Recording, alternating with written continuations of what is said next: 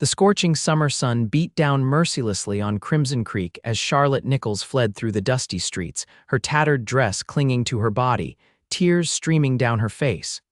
The whispers followed her like shadows, cutting deeper than any knife ever could. "Fallen woman," they hissed. Ruined, disgraced. She had nowhere left to run in this unforgiving frontier town of 1878 Wyoming Territory, where a woman's reputation was often her only currency. Charlotte ducked behind the livery stable, her breath coming in ragged gasps. 3 months ago, she'd been the respected schoolteacher. Now, after being found alone with a man who'd forced himself upon her, a man whose word as the mayor's son held more weight than hers could ever hope, she was cast out, condemned without trial. The schoolhouse door had been barred to her, her boarding house room emptied of her belongings, and her name dragged through the mud of Crimson Creek's gossiping streets. "You all right, miss?" The deep voice startled her, and Charlotte whirled around, coming face to face with a tall stranger. His features were sharp, weathered by sun and wind, but his eyes held a gentleness that seemed out of place on such a rugged face. The stranger's hat was pulled low, shadowing his expression, but she could see the concern etched there. "I'm fine," Charlotte lied, hastily wiping away her tears with dirty hands. "Just needed a moment alone." The stranger's gaze took in her disheveled appearance, the bruise forming on her cheek where the butcher's wife had struck her when she tried to purchase food. He didn't speak for a long moment, then simply nodded and offered her a clean handkerchief. "Xavier Sullivan," he introduced himself, not pressing when she hesitated to take the offered cloth. "Just rode into town." Charlotte finally accepted the handkerchief, clutching it like a lifeline. "You'd best move on, Mr. Sullivan. Being seen with me will do your reputation no favors in Crimson Creek." A corner of his mouth quirked upward.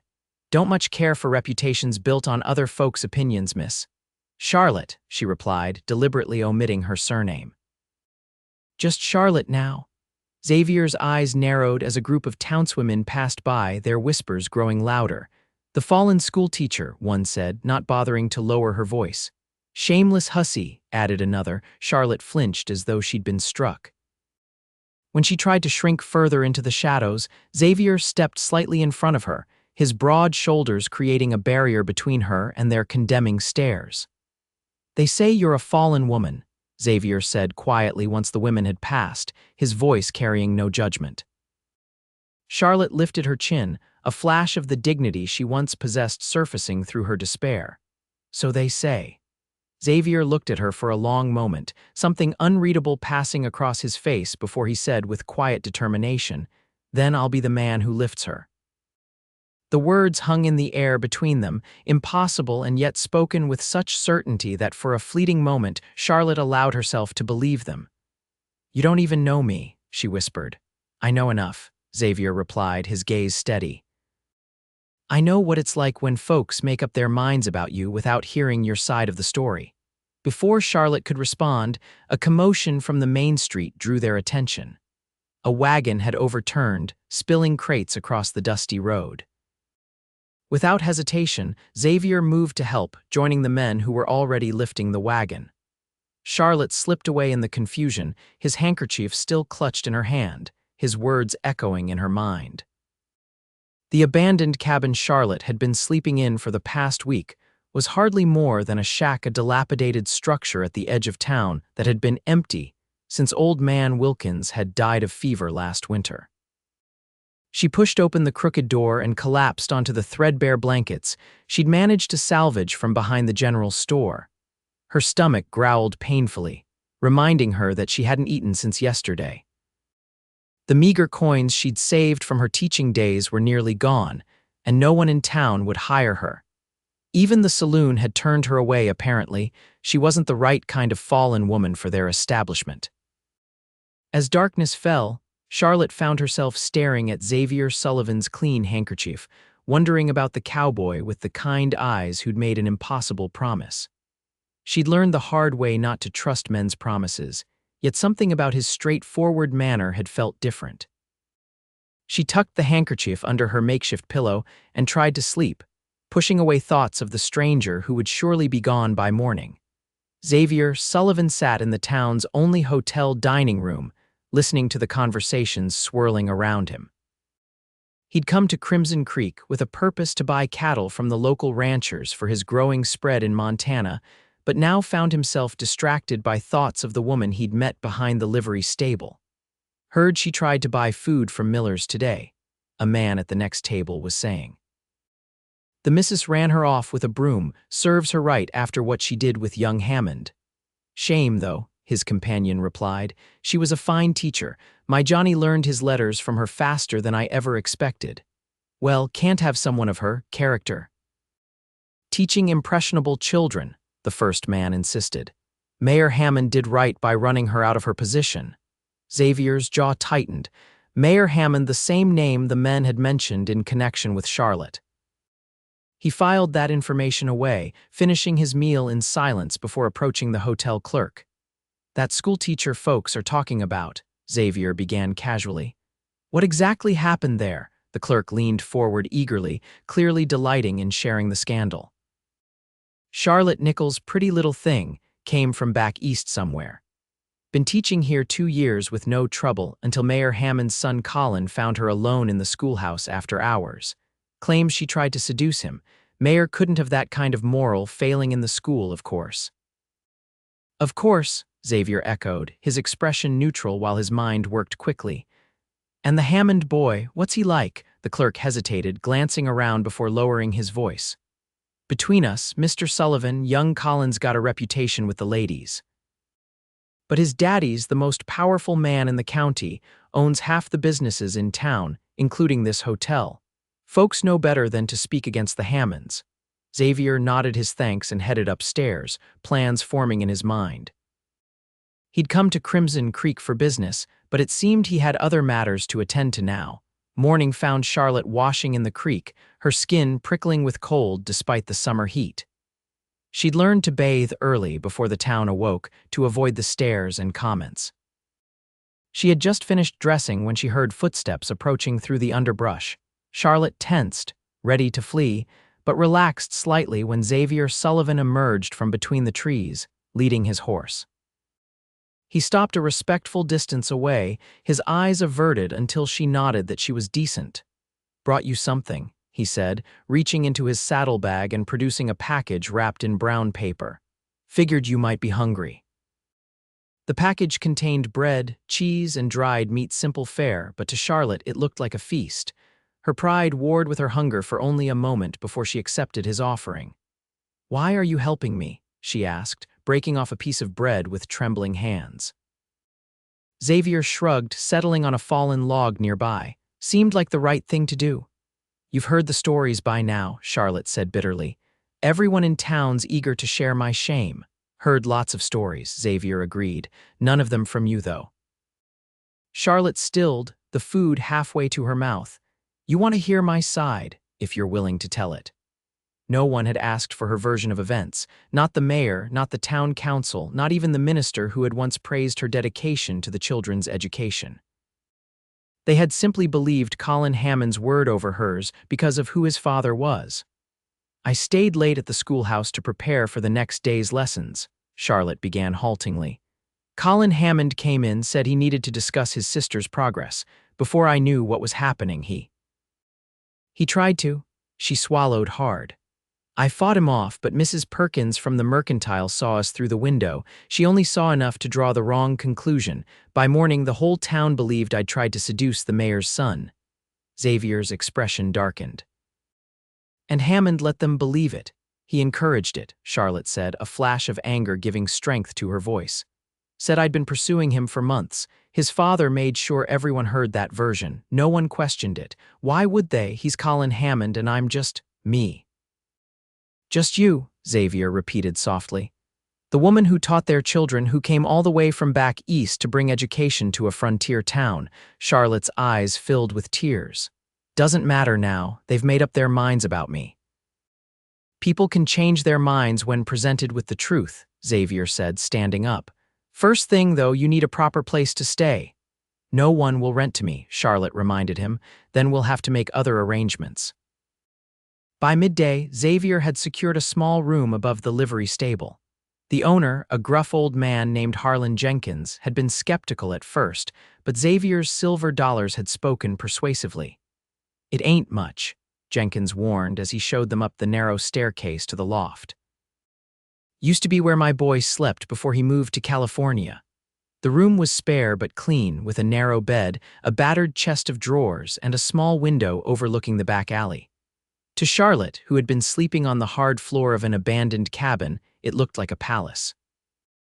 "It's perfect," she breathed, running her hand over the faded quilt on the bed. Jenkins shifted uncomfortably. "Don't mind telling you, Miss Nichols, I'm going against my better judgment here. Town won't like me housing you." "Town doesn't need to know your business," Xavier countered, pressing another silver dollar into the man's palm. "And Charlotte will help around the stable to earn her keep." After Jenkins left, Charlotte turned to Xavier, bewilderment clear on her face. "Why are you doing this?" "You don't owe me anything." Xavier looked out the small window, his profile strong against the light. "When I was 17, I was accused of stealing horses. Wasn't true, but it didn't matter. I was a nobody, and the accuser was the territory judge's nephew. Spent 6 months in jail before another man confessed. By then, the damage was done." He turned back to face her. "No one stood up for me then. Wish someone had." "I'm sorry that happened to you," Charlotte said softly. "It was a long time ago." Xavier headed for the door. "Rest now. Tomorrow, we start setting things right." Xavier's first stop was the Crimson Creek Gazette, where editor Franklin Pierce was laying out the next day's edition. Pierce looked up skeptically as Xavier entered, eyeing the cowboy's dusty attire. "Help you with something, mister?" Xavier placed a coin on the desk. Looking to place an advertisement, Pierce pocketed the money without comment and prepared his notebook. "What's the nature of your advertisement?" "Cattle buyer from Montana Territory seeking quality stock for purchase," Xavier dictated. "Xavier Sullivan, staying at the Grand Hotel, will pay premium prices for prime beef cattle. Also seeking witnesses to an incident at the schoolhouse 3 months past involving Miss Charlotte Nichols and Colin Hammond." Pierce's pencil faltered. "Now see here, Sullivan." "I can't print that last part. The Hammond family advertises in your paper regularly, I expect," Xavier finished for him. "How much do they spend monthly?" Pierce named a figure. Xavier counted out double that amount in gold coins and placed them on the desk. "Run my advertisement as written for the next 4 weeks," he said calmly. "Unless, of course, you believe the pursuit of truth isn't worth the coin." Pierce stared at the money, then at Xavier. "You're making powerful enemies, Sullivan. Wouldn't be the first time." After leaving the newspaper office, Xavier rode out to the largest ranch in the area, the Circle H, owned by James Henderson. If he was to maintain his cover as a cattle buyer, he needed to actually conduct some business. Henderson greeted him warmly, eager to show off his herd. As they rode the property, Xavier casually steered the conversation toward town matters. "Heard there was some trouble with the schoolteacher a while back," he mentioned as they paused to water their horses. Henderson's expression soured. "Shame about that. Miss Nichols was a good teacher. My youngest learned more from her in 6 months than he did in 2 years with old Mrs. Grayson." "You don't seem convinced of her guilt," Xavier observed. Henderson glanced around, though they were alone on the open range. "Between us, Sullivan, I've known Colin Hammond since he was in short pants. Boy's been trouble since he could walk. Got my suspicions about what really happened, but in Crimson Creek, a suspicion against a Hammond isn't worth the breath it takes to voice it." "What if someone was willing to stand up to the Hammonds?" Xavier asked. Henderson studied him. "Be a fool's errand. Mayor's got the town council, the sheriff, and most of the businesses under his thumb." "Most, but not all. Not mine," Henderson said firmly, "and a few others who remember when Crimson Creek wasn't just the Hammond family playground." He paused. "Why are you poking at this hornet's nest, Sullivan?" Xavier met his gaze steadily. "Let's just say I don't like seeing someone condemned without a fair hearing." Henderson nodded slowly. "You might want to talk to Widow Parker.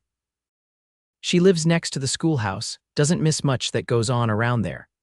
Back in town, Charlotte was sweeping the stable yard when a group of women walked by. She recognized them as mothers of her former students. They stared openly, whispering behind their gloved hands. One of them, Sarah Miller, broke away from the group and approached.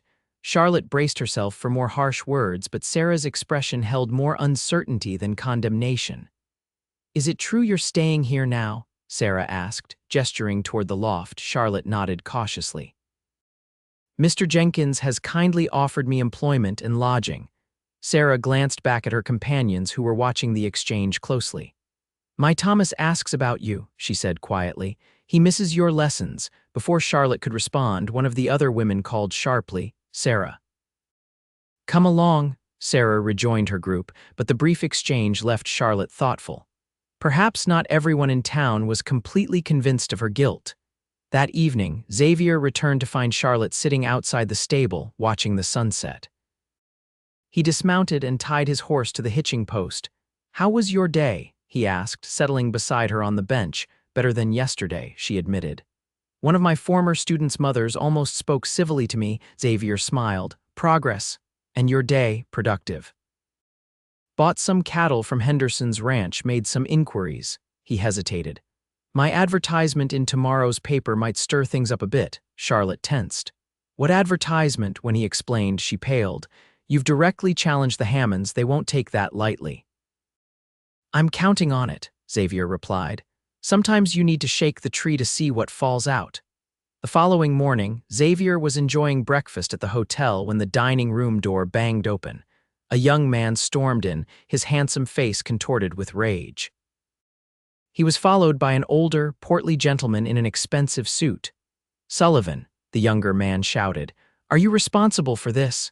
He slammed a copy of the Crimson Creek Gazette onto the table. Xavier calmly took another bite of his eggs. "You must be Colin Hammond."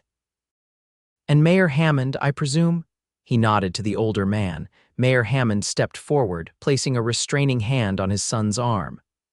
"Mr. Sullivan, this advertisement of yours could be construed as defamatory. I'm sure you don't wish to expose yourself to legal action." "Nothing defamatory about seeking witnesses to an incident," Xavier countered. "Unless, of course, there's something about that incident you'd prefer remained hidden." Colin lunged forward, but his father held him back. "We know what you're doing," the mayor said coldly. "Stirring up trouble on behalf of that woman, Miss Nichols," Xavier corrected, steel entering his voice. "A respected teacher whose reputation was destroyed on the word of one man." "My son's word is beyond reproach," Mayor Hammond insisted. "Then you shouldn't object to a full accounting of events." Xavier stood, towering over both Hammonds. "Unless you're afraid of what witnesses might say."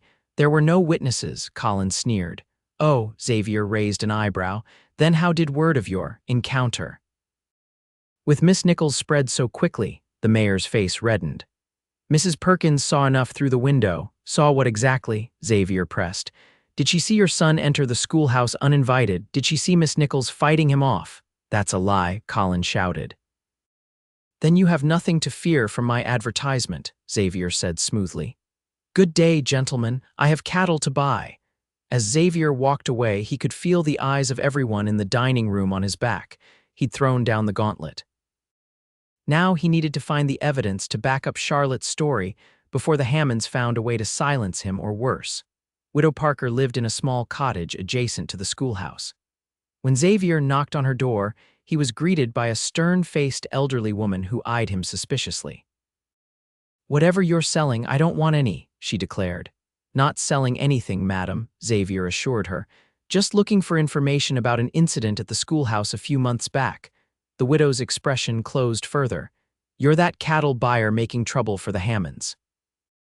"I'm seeking the truth, madam." "Truth," she scoffed.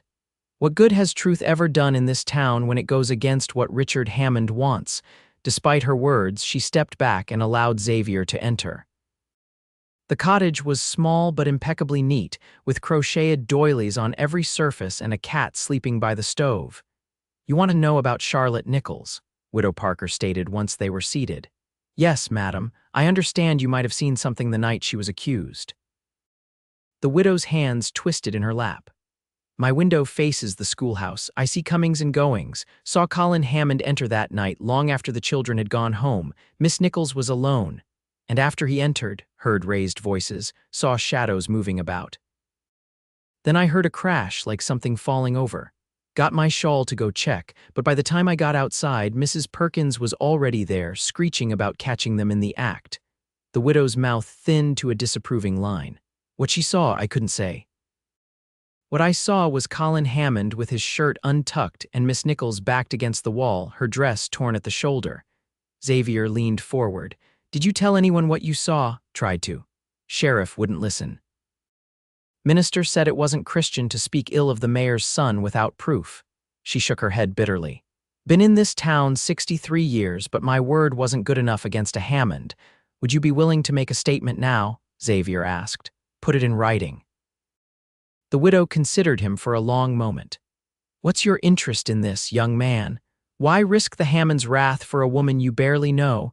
Xavier thought of Charlotte's dignity in the face of crushing injustice, of his own past when no one had spoken for him. Because everyone deserves a defender, madam, even especially against powerful men who think their names put them above the law. Widow Parker nodded slowly. Bring me paper and pen, I'll write what I saw. Word spread quickly through Crimson Creek that Xavier Sullivan was gathering evidence against the Hammonds. Some doors closed to him, the barber refused him service, and the general store owner suddenly couldn't remember the price of his goods when Xavier tried to make a purchase. But other doors opened. A young man who worked at the schoolhouse as a janitor admitted seeing Colin Hammond watching Charlotte through the windows on multiple occasions before the incident.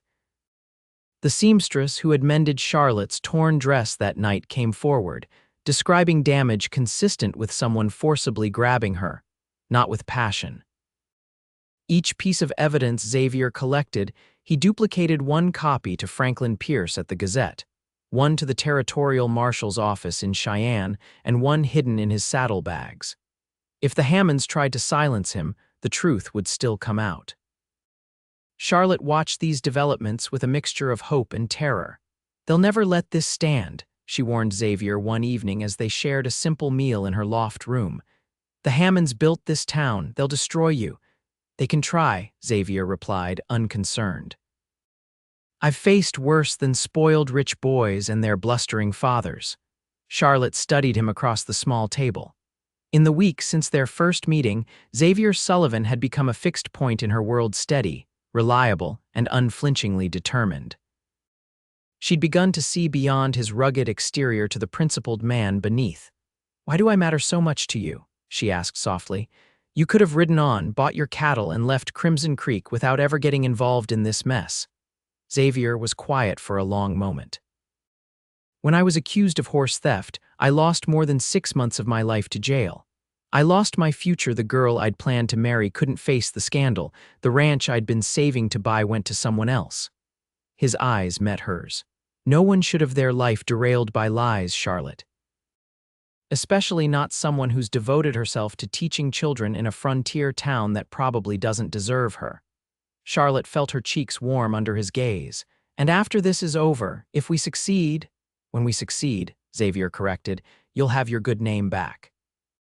You can resume teaching if that's what you want. And you, she pressed, you'll return to Montana with your cattle. Something shifted in Xavier's expression. That depends. On what? On whether there's a reason for me to stay. The moment hung between them, filled with unspoken possibilities. Charlotte found herself hoping for the first time in months that there might be a future worth planning for. Their quiet evening was interrupted by frantic pounding on the stable door below. Xavier was on his feet instantly, hand going to the pistol at his hip. Stay here, he instructed, moving toward the stairs. Charlotte followed anyway, her heart racing. They found Harlan Jenkins at the door, breathing heavily. Sullivan, the stable owner gasped, they're looking for you. Hammond's got the sheriff and some hired guns. Said you've been spreading lies, turning folks against them. They're checking the hotel now. Xavier's jaw tightened. How many? Sheriff, 2 deputies, and 3 men I've never seen before. Look like the sort who kill for money. Xavier turned to Charlotte. Pack your things, only what you need. What are you planning? She asked, already moving toward the stairs. Getting you somewhere safe until this is settled. Within minutes, Charlotte had her meager possessions bundled into a carpet bag. Xavier had saddled his horse and a sturdy mare borrowed from Jenkins. Henderson's ranch, he told the stable owner.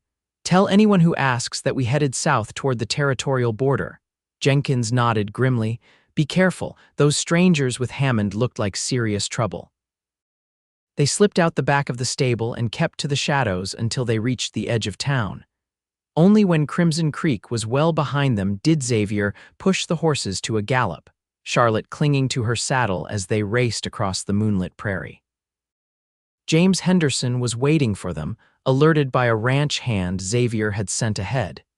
He ushered them into his house, where his wife immediately set about preparing a late supper and making up a bedroom for Charlotte. Hammond's gone too far this time, Henderson said grimly as they gathered around his kitchen table. Bringing in hired guns, using the sheriff as his personal enforcer. This isn't just about Miss Nichols anymore, it's about whether Crimson Creek belongs to one man or to all of us who built it. We have evidence, Xavier said. Statements from witnesses, inconsistencies in Colin Hammond's story, but we need a way to present it that the townspeople can't ignore. Henderson considered this. Founders' Day celebration is in 3 days. Whole town gathers in the square. Hammond always gives a speech. A slow smile spread across Xavier's face. Perfect. For the next 2 days, Charlotte and Xavier remained at the Henderson ranch while James Henderson and his most trusted hands rode into town, quietly spreading word among those they knew opposed the Hammonds' iron grip on Crimson Creek. The plan took shape. At the Founders' Day celebration, before the entire town, they would present their evidence and demand justice. On the morning of the 3rd day, Xavier found Charlotte sitting on the Hendersons' porch, watching the sunrise. He settled beside her on the swing, their shoulders almost touching. Nervous about today? He asked. Charlotte nodded. What if they don't believe me, even with the evidence? What if the Hammonds have too strong a hold on the town? Then we'll find somewhere else, Xavier said simply. Somewhere your talents will be appreciated. Charlotte turned to look at him. Xavier met her gaze steadily. If you'll have me. The words hung between them, weighted with meaning. Slowly, hesitantly, Charlotte reached for his hand. His fingers closed around hers, warm and strong. I barely know you, she whispered. You know the important parts, Xavier replied. The rest we can learn together. In that moment, with the rising sun gilding the prairie grass and Xavier's hand holding hers, Charlotte allowed herself to believe in possibilities again. Crimson Creek was festively decorated for Founders' Day, with bunting hanging from storefronts and a band playing in the town square. As Xavier and Charlotte rode in, accompanied by Henderson and a dozen of his ranch hands, they drew curious stares. Mayor Hammond and his son were on the podium erected for the occasion, the mayor already beginning his annual speech about progress and prosperity. He faltered when he spotted Xavier leading Charlotte through the crowd. Arrest that man, Hammond shouted, pointing at Xavier. He's harboring a woman of ill repute and spreading lies about my family. The sheriff stepped forward, but Henderson's men formed a protective circle around Xavier and Charlotte. From the crowd, other townspeople moved to join them: the blacksmith, the baker, Widow Parker leaning on her cane, and several mothers of Charlotte's former students. Xavier raised his voice to be heard over the growing murmurs. People of Crimson Creek. You've been told that Charlotte Nichols disgraced herself with Colin Hammond. You've been told she was unfit to teach your children, but you haven't been told the truth. This is outrageous, Mayor Hammond blustered. Sheriff, do your duty. The sheriff hesitated, looking uncertainly between the mayor and the growing number of townspeople standing with Xavier.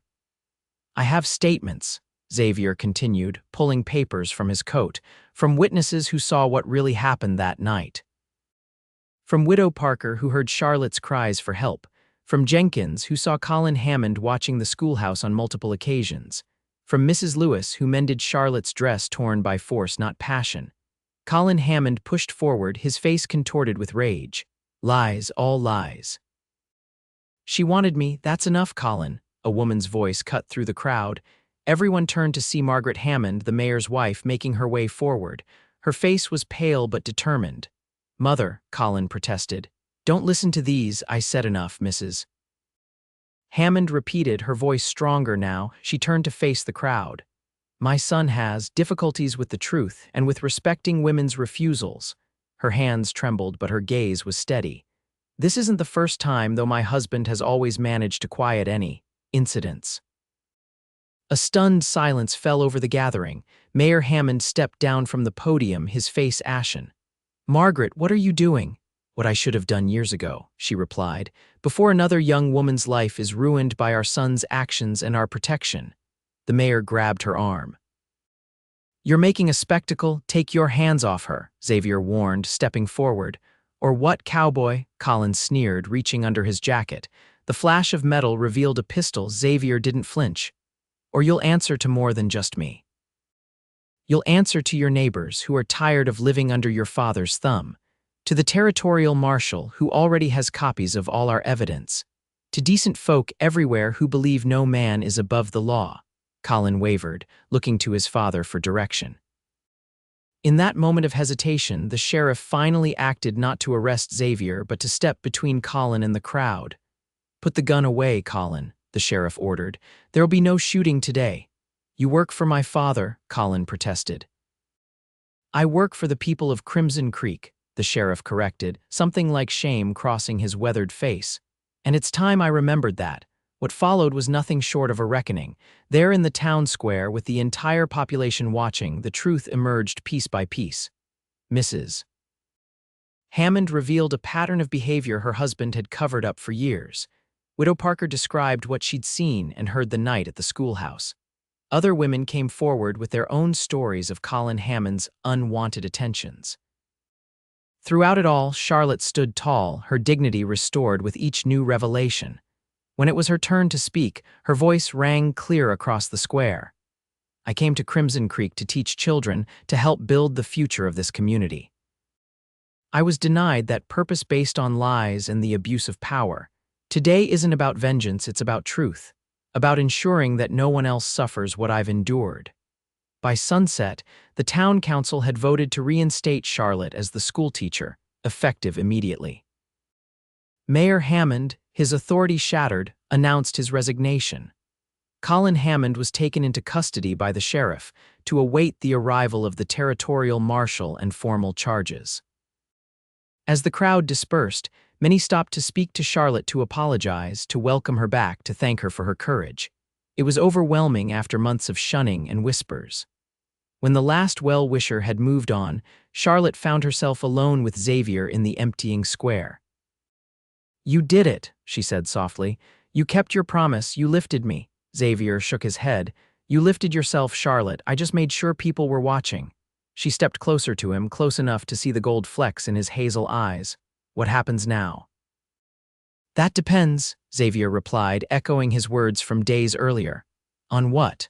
"On whether you're willing to consider a proposal from a Montana cattle rancher who'd very much like to court you properly." Charlotte's heart swelled. "I might be persuaded." "It won't be easy," Xavier warned. "Montana winters are harsh and ranching is a hard life." "Is it a life where people judge a woman by her character rather than by rumors?" Charlotte asked. "Where truth matters more than power? On my land, yes," Xavier promised. "And I'd make sure it stayed that way." "Then I believe I could be very happy there," Charlotte said. "After I finish the school term I just got back, these children deserve a proper education." Xavier smiled, reaching for her hand. "I can wait." In the deepening twilight, with the town of Crimson Creek behind them and an uncertain but hopeful future ahead, Xavier Sullivan bent his head and kissed Charlotte Nichols, not as a fallen woman, but as the strong, principled teacher she had always been. And she kissed him back, not as her savior, but as her equal, a man of honor who had recognized her worth when others had refused to see it. 6 months later, after Charlotte had completed the school term and helped train her replacement, a qualified young woman from Denver, they were married in a simple ceremony at Henderson's ranch. Many of Crimson Creek's residents attended, including Widow Parker, who declared approvingly that she'd known from the start that Xavier Sullivan was a man worth watching. Their journey to Montana took 2 weeks by wagon train. When they crested the final hill and Xavier's ranch came into view, a sturdy cabin nestled in a valley with mountains rising behind it, and cattle grazing on the slopes, Charlotte felt a sense of homecoming she hadn't experienced since leaving her family in Pennsylvania years earlier. Welcome home, Mrs. Sullivan, Xavier said, helping her down from the wagon. Charlotte looked around at the land that would now be hers to help shape. It's beautiful. And ours, Xavier added. Every acre bought honest with no man's permission needed for how we live on it. That night, as they sat on the porch of their cabin watching the stars emerge, Charlotte rested her head on Xavier's shoulder. Do you think people in Crimson Creek will remember what happened? She asked. Xavier's arm tightened around her. I think they'll remember that truth can prevail even against the most powerful men, that standing up for what's right is worth the risk. And that a fallen woman wasn't fallen after all, Charlotte added softly. You were never fallen, Charlotte, Xavier said, turning to look at her with the same quiet certainty he'd shown that first day behind the livery stable. You were just waiting for the world to catch up to your integrity. As the years passed, the Sullivan Ranch prospered. Xavier's fair dealing and Charlotte's education made them respected throughout the territory. When Montana achieved statehood in 1889, Xavier was asked to serve on committees that would help shape the new state's laws.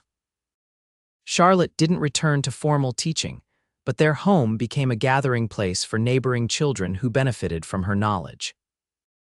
Eventually, she and Xavier had 3 children of their own, 2 daughters, and a son who grew up knowing the value of truth and the importance of standing up for those who couldn't defend themselves.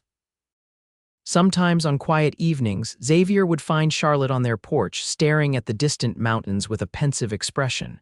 Regrets, he would ask, and always she would shake her head and smile. Gratitude, she would answer, for the man who saw me when others wouldn't look. Who believed me when others wouldn't listen. The man who lifted you, Xavier would tease gently. The man who showed me I could lift myself, Charlotte would correct, taking his hand in hers, and taught me that falling isn't the end of the story sometimes, it's just the beginning.